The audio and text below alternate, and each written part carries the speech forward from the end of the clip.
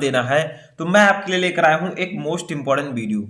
Student, इस video में हम क्लास 12 इंग्लिश के 2 मोस्ट इंपॉर्टेंट लॉन्ग क्वेश्चंस को आंसर के साथ पढ़ेंगे। यानी कि इस वीडियो में हम 12th इंग्लिश के 2 महत्वपूर्ण लॉन्ग क्वेश्चन को आंसर के साथ पढ़ेंगे। देखिए, बहुत सारे स्टूडेंट कमेंट कर रहे थे कि सर लॉन्ग क्वेश्चन पर वीडियो बनाइए, तो आज का ये वीडियो फुल्ली लॉन्ग क्वेश्चन पर होगा, जो कि मैं आपको हिंदी मीनिंग के साथ बताऊंगा। यानी कि जो भी क्वेश्चन मैं आपको बताऊंगा उसका जो आंसर है वो मैं हिंदी मीनिंग के साथ बताऊंगा, ताकि आपको वो आंसर हमेशा के लिए याद हो जाए और आपके बोर्ड एग्जाम में अगर ये क्वेश्चन पूछा जाए तो आप उसका आंसर भी आसानी से लिख सकें। तो देखिए, हम इस वीडियो में 12th इंग्लिश प्रोज के लॉन्ग क्वेश्चंस को देखेंगे।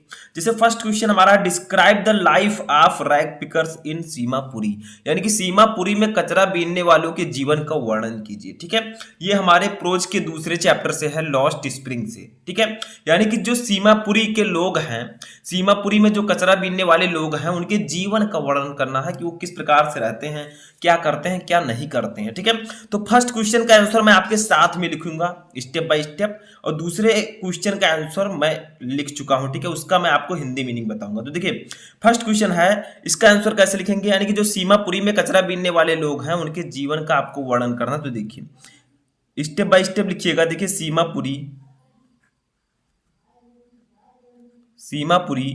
Is a settlement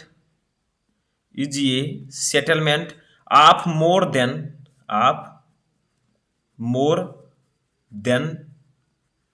10,000 rag picker. ठीक है, 10,000 रैग पिकर्स। ठीक है, यानी कि Seemapuri is a settlement of more than 10,000 rag pickers. यानी कि जो सीमापुरी है, ये 10,000 से अधिक कूड़ा बीनने वालों की एक बस्ती है। यानी कि सीमापुरी में 10,000 से भी ज्यादा लोग कूड़ा बीनने वाले लोग रहते हैं। ठीक है, ये एक बस्ती बन गई है कूड़ा बीनने वाले लोगों के लिए। आगे देखिए क्या है, आगे लिखेंगे, इट इज ये प्लेस on the periphery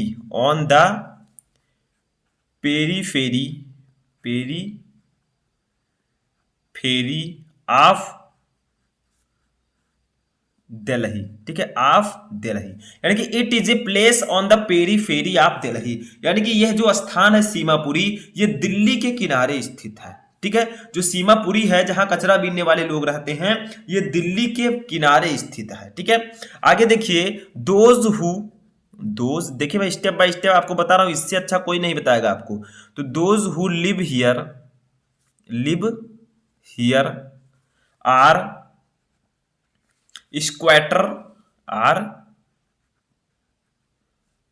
स्क्वैटर। ठीक है, squatters who came from Bangladesh. ठीक है, फ्रॉम बांग्लादेश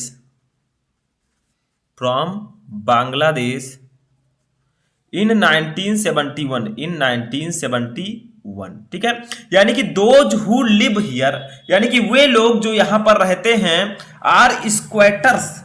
ठीक है, यानी कि यहां के रहने वाले लोग जो हैं वो कहां से आए हैं। ठीक है, देखिए, हु केम जो आए हैं फ्रॉम बांग्लादेश, यानी कि बांग्लादेश से, इन 1971, इन लिखिए। ठीक है, इन 1971, यानी कि वहां जो सीमापुरी में लोग रहते हैं कचरा बीनने वाले, वो 1971 में बांग्लादेश से आए हैं। ठीक है, यानी कि जो वहां कूड़ा बीनने वाले लोग रहते हैं, वे 1971 में बांग्लादेश से आए थे।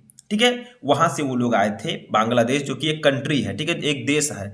आगे देखिए, रैग पिकर्स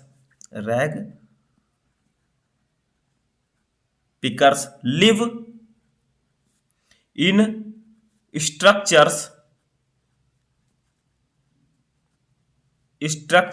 ऑफ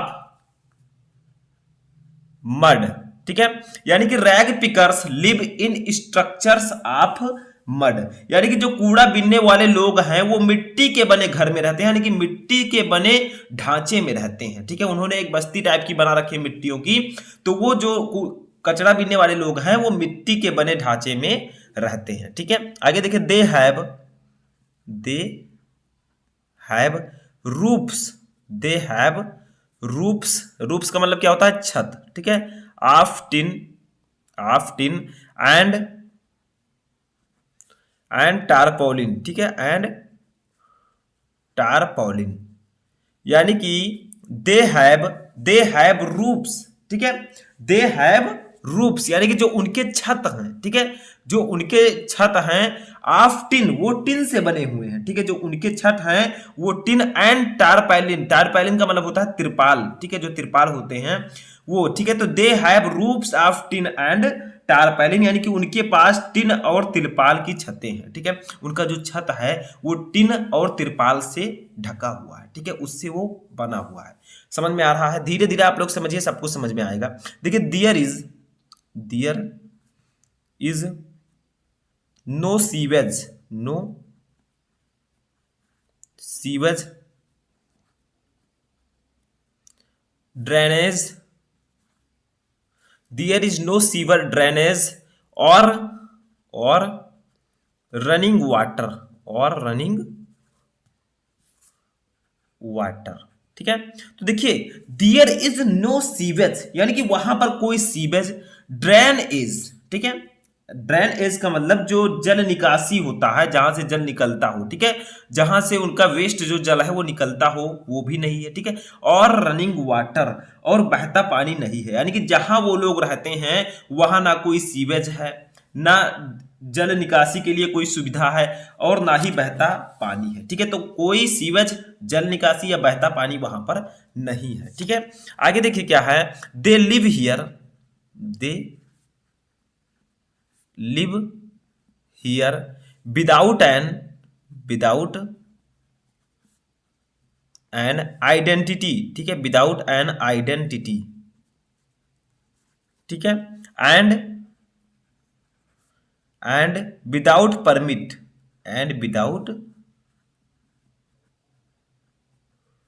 परमिट्स, ठीक है। तो देखिए, दे लिव हियर, वे वहां रहते हैं, जो कचरा बीनने वाले लोग हैं वो वहां रहते हैं विदाउट एन आइडेंटिटी, बिना किसी पहचान के, ठीक है, बिना किसी पहचान के वो लोग वहां पर रहते हैं, एंड विदाउट परमिट, और बिना किसी परमिट के, यानी कि वे यहां बिना किसी पहचान के और बिना किसी परमिट के रहते हैं, ठीक है। जो कचरा बीनने वाले लोग हैं वो सीमापुरी में बिना किसी पहचान के और बिना किसी परमिट के रहते हैं। देखिए, ध्यान से समझिएगा, तभी आपके समझ में आएगा, थोड़ा टाइम लगेगा, ठीक है, मैं पढ़ाऊंगा, आपको थोड़ा सा टाइम देना पड़ेगा बस, ठीक है।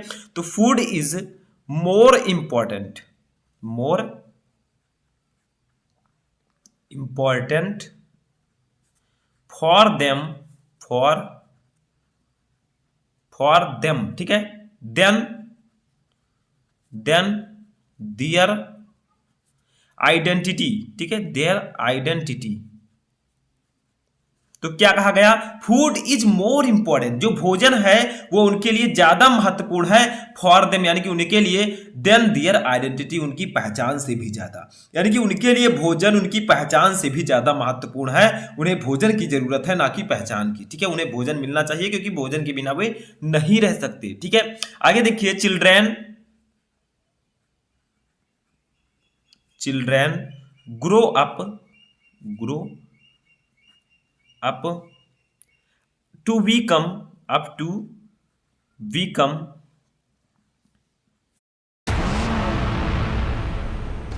मेरे सपनों की रानी कब आएगी तू। Partners, partners in survival, in survival, यानी कि यहां पर क्या कहा जा रहा है, देखिए, children grow up to become partners in survival, यानी कि बच्चे बड़े होकर जीवन रक्षा में भागीदार बनते हैं, यानी कि जो उनके बच्चे हैं वो बड़े होंगे तो उनके लिए जो है वो भी कचरा बीनेंगे, वो भी कुछ लाएंगे, तो वो जीवन यापन के लिए वो भागीदार होते हैं, ठीक है। आगे देखिए, an an army of, an army of barefoot, barefoot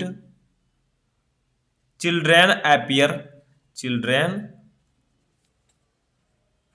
appear in the morning with their with their plastic bags with their plastic bags, ठीक है, plastic bags on their soldiers, ठीक है, सोल्डर्स। तो क्या कहा जा रहा है कि एन आर्मी ऑफ बेयरफुट, जो उस सीमापुरी में कचरा बीनने वाले लोग रहते हैं, उनके जो बच्चे हैं छोटे छोटे, ठीक है, तो वे नंगे पांव के बच्चे की एक फौज, एन आर्मी ऑफ बेयरफुट यानी कि नंगे पांव के बच्चे की एक फौज, बेयरफुट चिल्ड्रन, ठीक है, अपीयर दिखाई पड़ते हैं इन द मॉर्निंग, सुबह के समय, विथ दियर प्लास्टिक बैग्स यानी कि अपने प्लास्टिक के बैग के साथ, ऑन दियर सोल्जर्स उनके कंधे पर, यानी कि कहा जा रहा है कि नंगे पांव बच्चों की एक फौज सुबह अपने कंधों पर प्लास्टिक की थैलियों के साथ दिखाई देती है। जो कचरा बीनने वाले लोगों के बच्चे हैं वो क्या करते हैं, प्लास्टिक के बैग्स लेते हैं, अपने कंधे पर लटका लेते हैं और सुबह सुबह निकल जाते हैं कचरा बीनने के लिए, ठीक है, तो वे सब चीजें इनको दिखाई देती हैं। तो यहां पर मैंने आपको बताया कि सीमापुरी में कचरा बीनने वाले लोग अपना जीवन यापन, उनके जीवन किस प्रकार से चलता है, वो कौन कौन है, कहां से आए हैं, ठीक है, तो ये सब मैंने आपको इस वीडियो में बताया, इसमें बताया फर्स्ट क्वेश्चन में, ठीक है, समझ में आ गया। अब हम सेकंड क्वेश्चन देखेंगे, लेकिन थोड़ा सा और समझ लेते हैं इसका हिंदी। देखिए, Seemapuri is a settlement of more than 10,000 rag pickers, यानी कि सीमापुरी 10,000 से अधिक कूड़ा बीनने वालों की एक बस्ती है। It is a place on the periphery of Delhi, यह दिल्ली की के किनारे स्थित है, ठीक है। Those who live here are squatter who came from Bangladesh in 1971, यानी कि यहाँ के रहने वाले लोग वे लोग हैं जो 1971 में बांग्लादेश से आए थे, ठीक है। आगे देखिए, they have roofs of tin and tarpaulin, यानी कि जो इनके छत हैं, ठीक है, वो टिन और तिरपाल के बने हुए हैं। There is no sewage drain is or running water, यहाँ पर कोई भी सीवेज नहीं है, कोई भी जल निकासी का साधन नहीं है और ना ही बहता पानी है, ठीक है। आगे देखिए, they live here without an identity and without permits, वे लोग यहाँ पर बिना किसी पहचान और बिना किसी परमिट के रहते हैं। Food is more important for them than their identity, भोजन उनके लिए उनकी पहचान से भी ज्यादा महत्वपूर्ण है। Children grow up to become partners in survival, जो बच्चे होते हैं वे बड़े होकर जीवन रक्षा में भागीदारी बनते हैं। एन आर्मी ऑफ बेयरफुट, ठीक है, children appears in the morning with their plastic bags on their shoulders, और बच्चों, नंगे पांव बच्चों की एक फौज सुबह अपने कंधों पर प्लास्टिक की थैलियों के साथ हमें दिखाई देती है, ठीक है। तो ये है सीमापुरी में कचरा बीनने वाले लोगों के जीवन, ठीक है, इस प्रकार से उनका चलता है, समझ में आ गया। अब हम सेकंड अपना क्वेश्चन देखेंगे।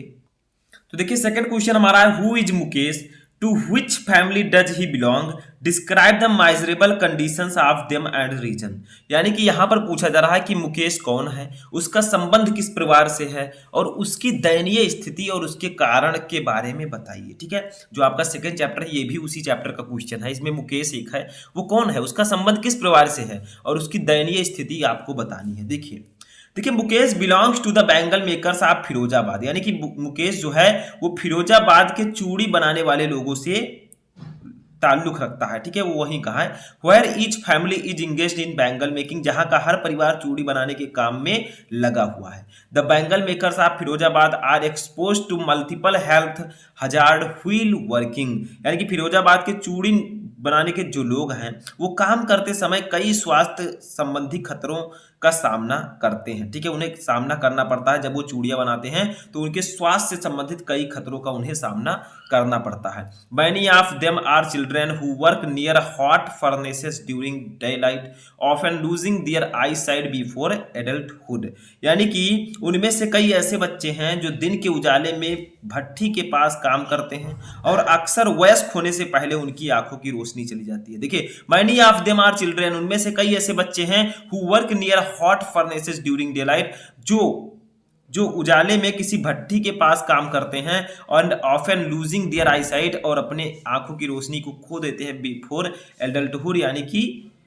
वयस्क होने से पहले ही वो अपने आंखों की रोशनी को खो देते हैं। ये सब नुकसान है, ठीक है, चूड़ी बनाने वाले लोगों के लिए। देखिए, years of mind numbing toil have killed all initiative and the ability to even think of taking up another profession. यानी कि यहाँ पर कहा जा रहा है कि वर्षों के दिमाग के शून्य करने वाली परिश्रम ने सभी पहल और दूसरे पेशे को अपनाने के बाद भी सोचने की क्षमता को खत्म कर दिया है। यानी कि जो ये लोग काम करते हैं, इससे इनके आंखों पर बहुत ज्यादा इफेक्ट पड़ता है, इनकी सोचने की शक्ति पर भी इफेक्ट पड़ता है, ठीक है। They are not able to organise themselves into a cooperative due to billing and exploitation.